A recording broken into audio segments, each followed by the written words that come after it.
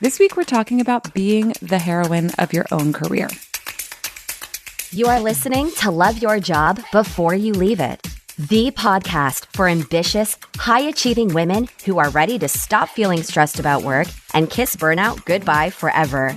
Whether you're starting a business or staying in your day job, this show will give you the coaching and guidance you need to start loving your work today. Here's your host, career coach Corey Lynn. Hey, y'all. Happy Wednesday. I have a topic that I'm so excited to talk to you about today. And the funny thing is, I've actually already tried to record this podcast at least one time. And last time I tried, I didn't really like the way it was going. And I was just like, I need to think about these topics more. And so I just turned the recording off. But here I am, and I'm going to try again for you because I think this is a really interesting thing to think and talk about when it comes to building a career you truly love. Okay, so the concept I want to talk about is the heroine's journey, and this is a literary concept.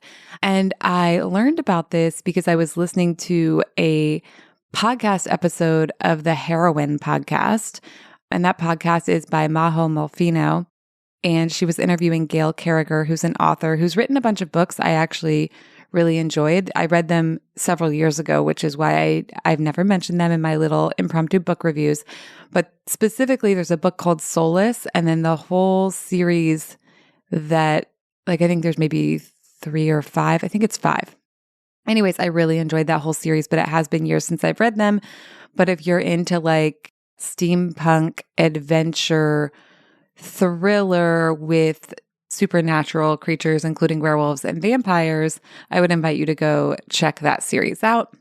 But let's now turn back to the main topic now that our impromptu book review is complete. So I was listening to this podcast interview, and first of all, if you don't know Maho Molfino, she's great. I've listened to a few of her podcast episodes, and I've read most of her book, Break the Good Girl Myth. It's really good. I just sometimes put books down and then take a while to finish them. It's not like I stopped reading it on purpose. And from what I had read, I liked it so much that I've been buying it for all my clients. So it's a really powerful book. So I guess we're not done with impromptu book review because Break the Good Girl Myth is amazing, and I would recommend getting a copy. It was really impactful to me. And it's interesting because when I read it, I had already studied so much of what she talks about, right? And deprogramming the socialization that women receive. But I really like the way she frames it, and she breaks it into specific good girl myths and what they look like and what their internalized lesson is and how they show up for people, and then gives specific things for you to do about each of them. And I just think it's a really cool way to frame. And yeah, so I've been listening to her podcast, and this episode about the heroine's journey was really impactful for me, so much so that I then went and got Gail Carriger's book of the same topic and probably the same name because I wanted to know more about this. And if you're interested in what I have to say today, step one, I would go listen to that podcast, but you could also read the whole book. I will say the book is really written more from the point of view of a writer talking to other writers. So talking about how to create this journey in your own work. I, as many of y'all know, also have a background in creative writing, so I'm interested in it from every angle. I'm interested in it from the angle of coaching and thought work, but I'm also interested in it from the angle of writing because while I haven't been working on any fiction lately, that's something that I probably will still do at some point in my life. Okay, so much preamble today. So basically, the concept is that a heroine's journey is different than a hero's journey. And in a heroine's journey, strength looks different and victory looks different and success looks different.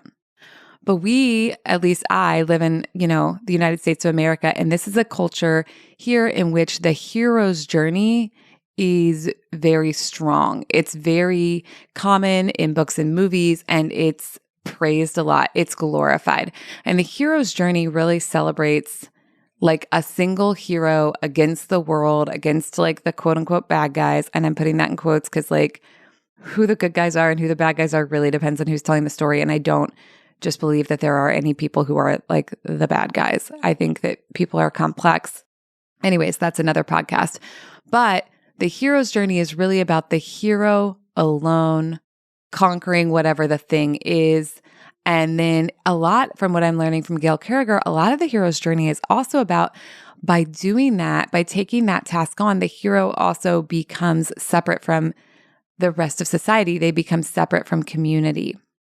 And one of the points that's really important is that being a hero or a heroine is more about the pattern of the story. It's not about whether the character identifies as male or female or non-binary or two-spirit or anything else. It's about like, how is the story told and what are the different beats that the story is hitting on?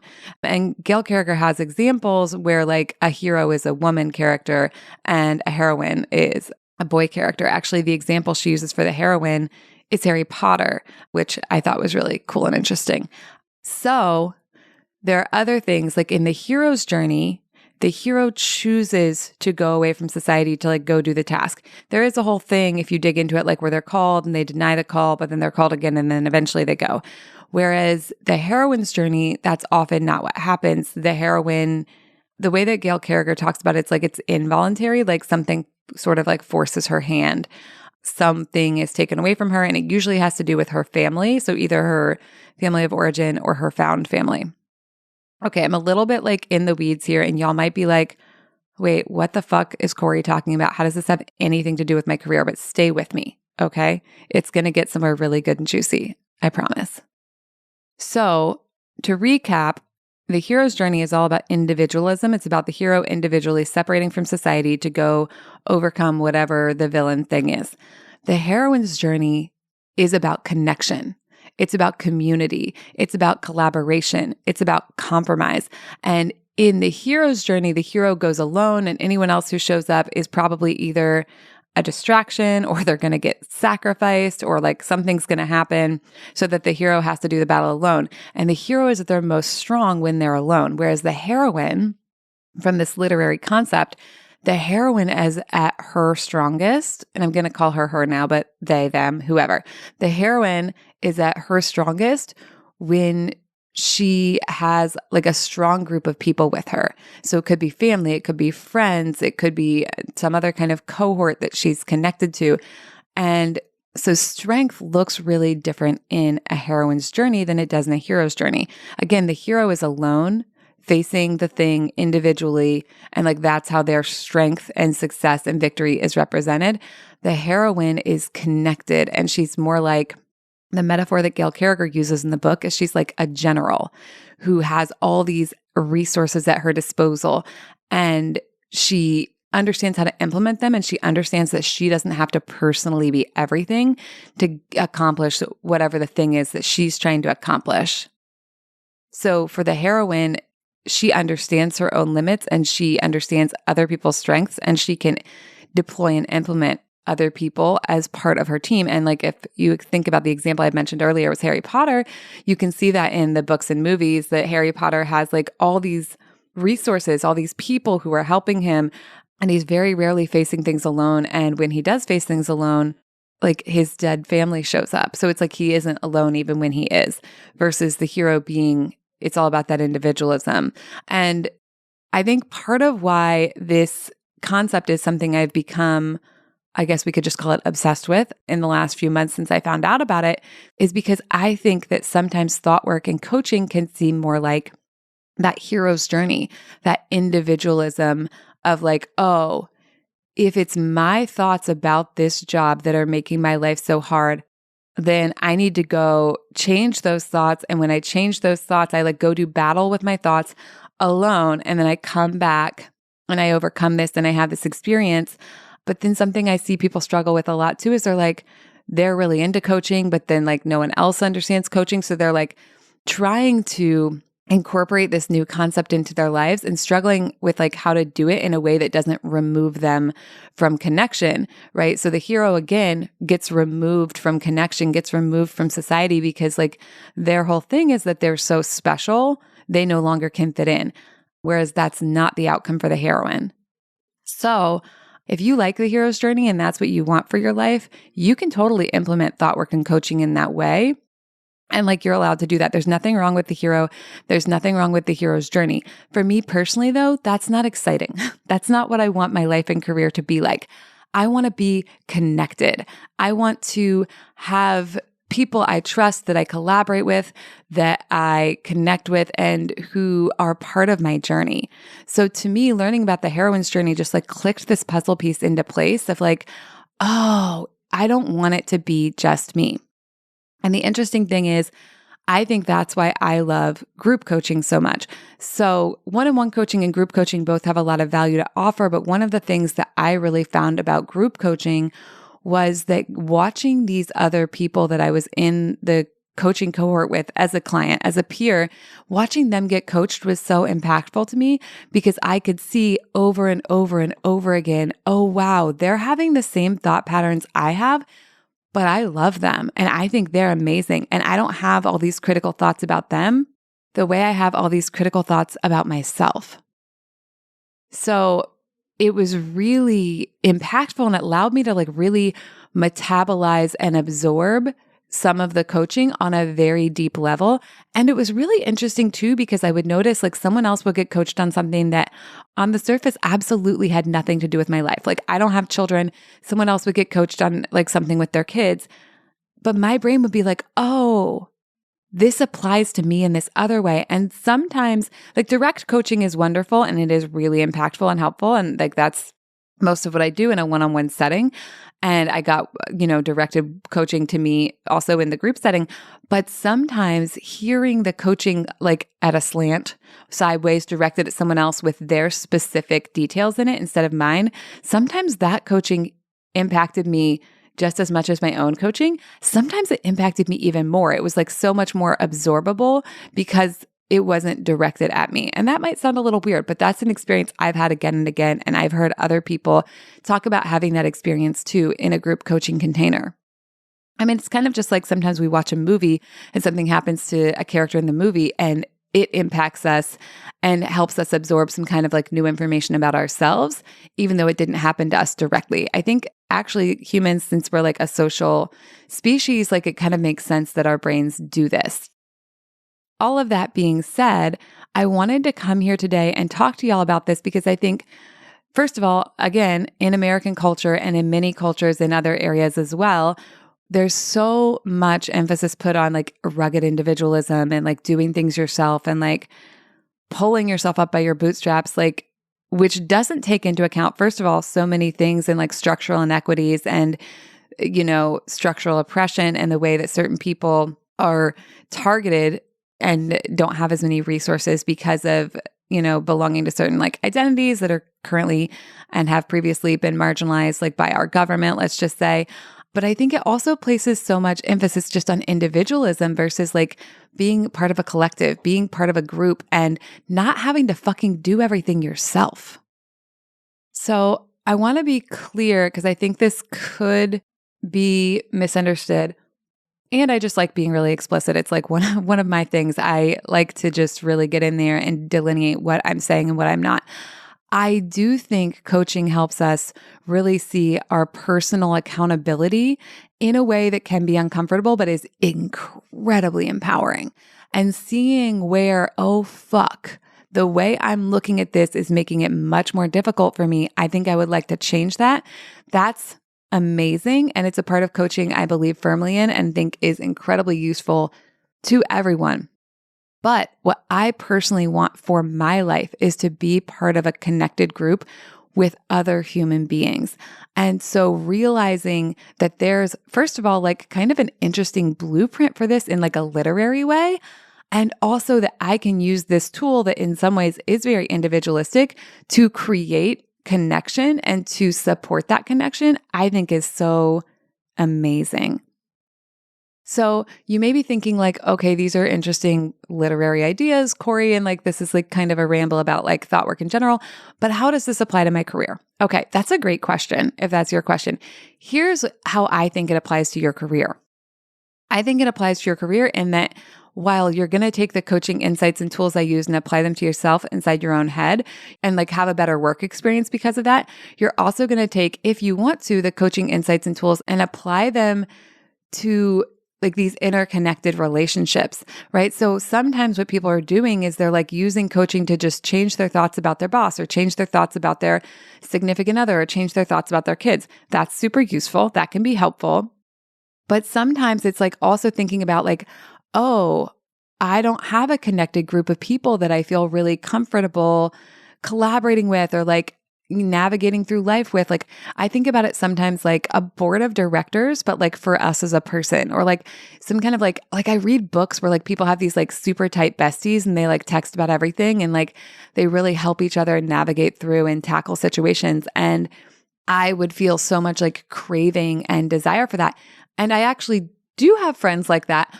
But it also highlighted for me that that was something I cared about that was deeply important to me.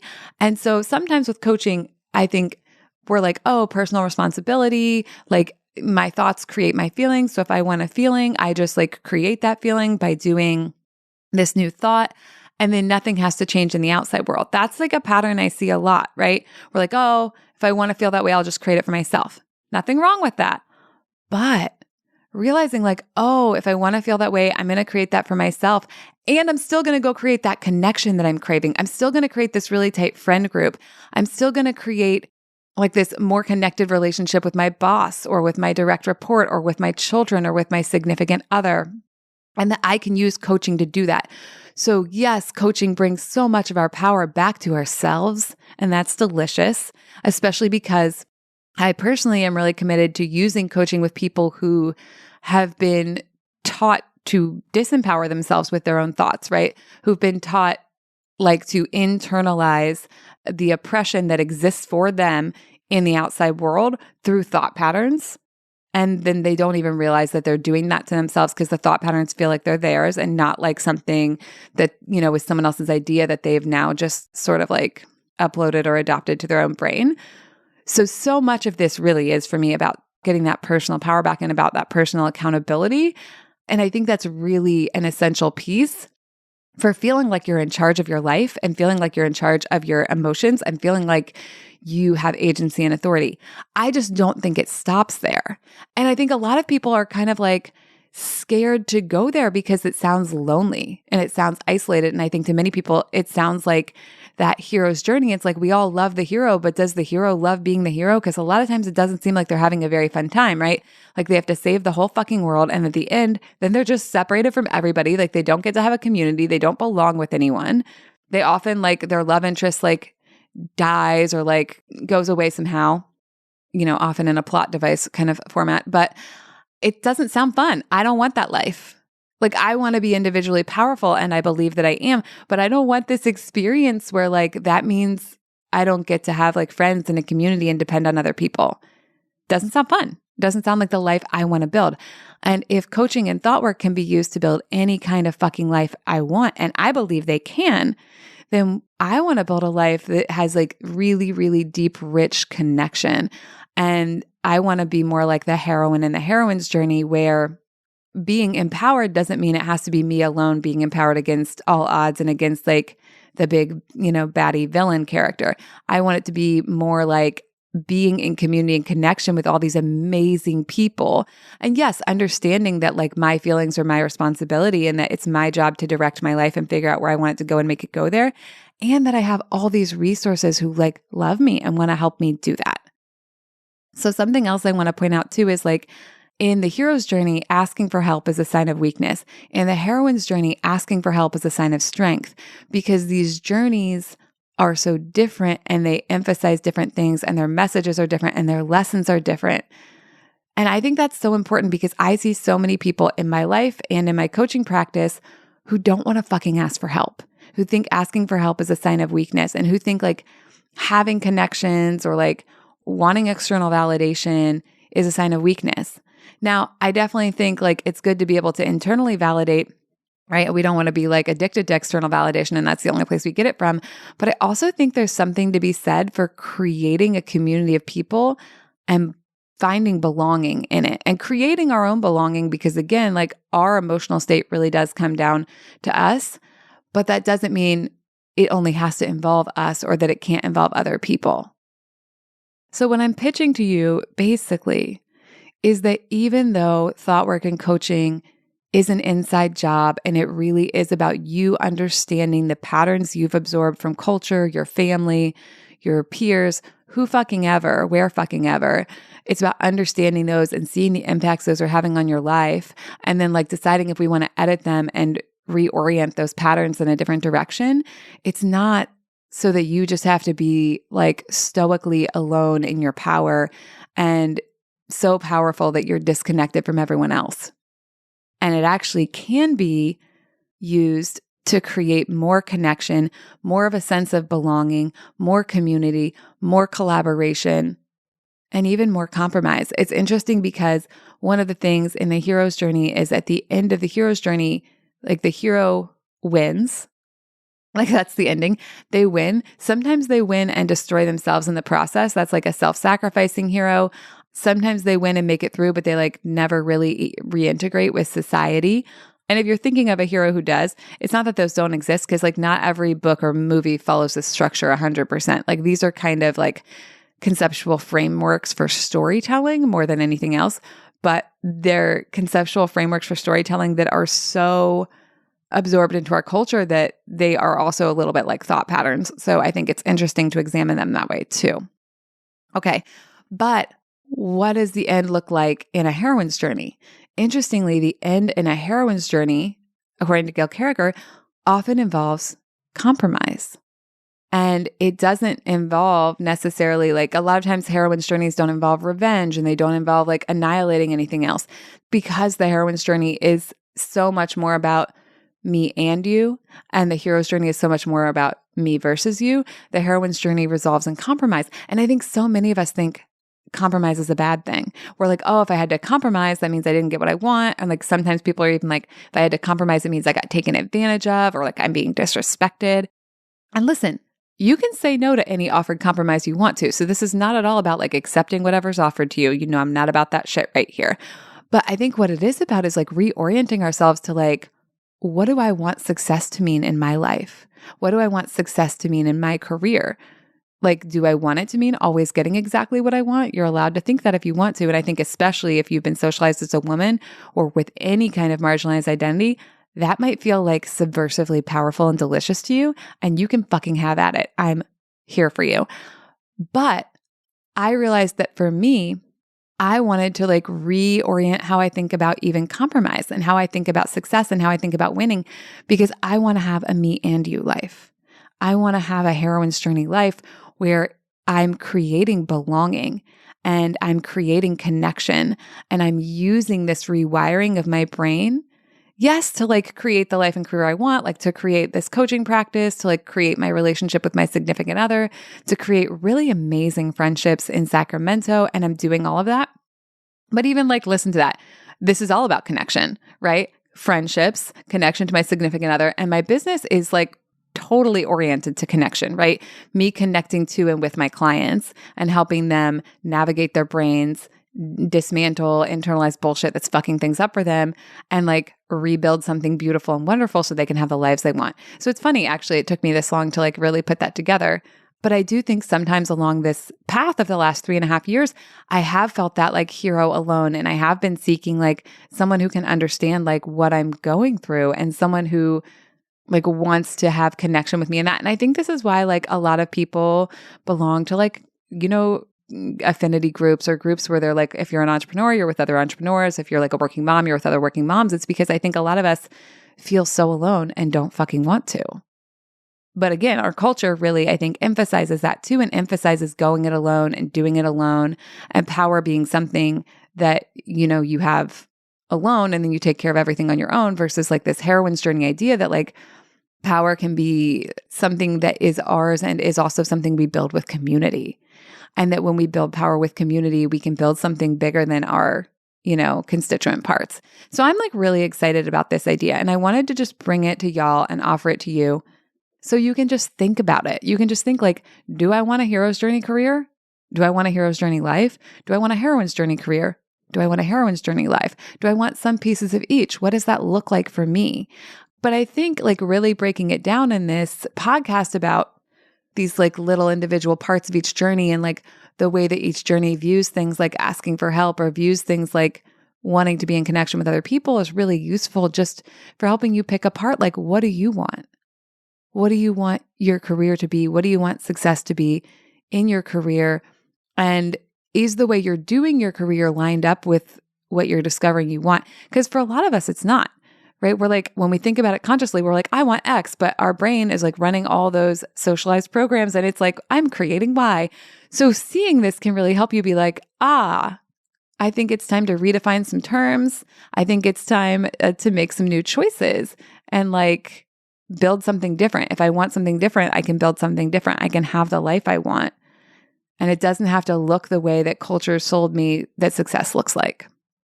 In the context of this podcast, it doesn't have to look like being alone. It doesn't have to look like being uniquely powerful. It can look like being in community and being in connection and not having to know all the answers and not having to be good at everything because you belong to a larger whole, and helping them and letting them help you in a way where we do still, I think, take responsibility for our individual selves as well. It's not about like shucking that off entirely. It's just about seeing that that can exist within a community.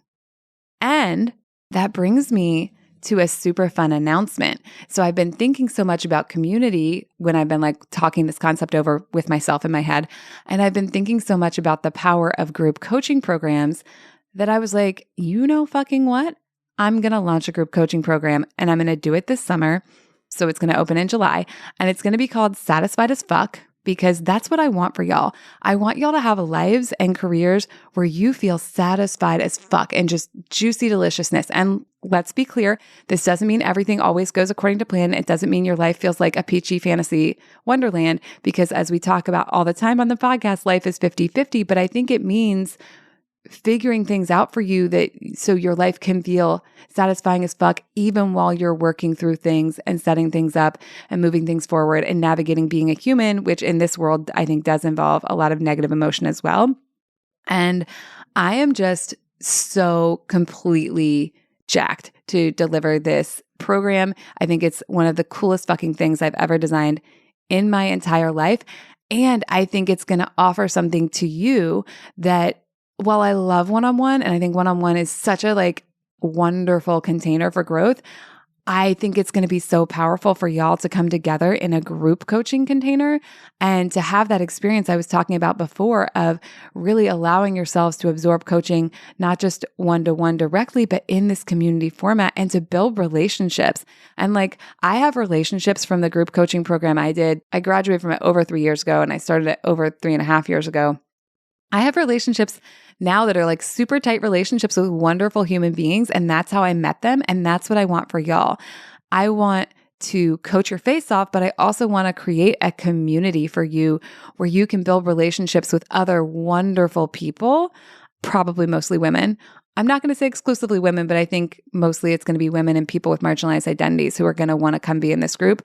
And I'm so excited for the connections you're going to make and for the lifelong friendships and other relationships you're going to build, and for the things you're going to be able to offer each other, and for the things you're going to learn from watching someone else get coached on something that doesn't even apply to you, but that will fucking blow your mind and change your entire life. So I am going to put together a wait list for that. So look for that forthcoming. I'm so excited to offer this to y'all. I just can't even explain how fucking cool it is. Oh, and for those of y'all who are like, group coaching sounds amazing, but I'm a little bit scared, I'm doing something that wasn't available in the program I did, where it's going to be group coaching calls, but I'm also going to have some individual one-on-one calls, because I think both methodologies are really powerful. And I know personally what it's like to have something I want coached on, but I don't want it in front of a group. So I think both can be incredibly valuable. So I'm going to give you both, because I like to give you everything you could possibly need to build that satisfied as fuck life and that satisfied as fuck career. And I'm so excited to be on this journey with you. All right, y'all, have a great week, and I will talk to you soon. Bye. Thank you for listening to Love Your Job Before You Leave It.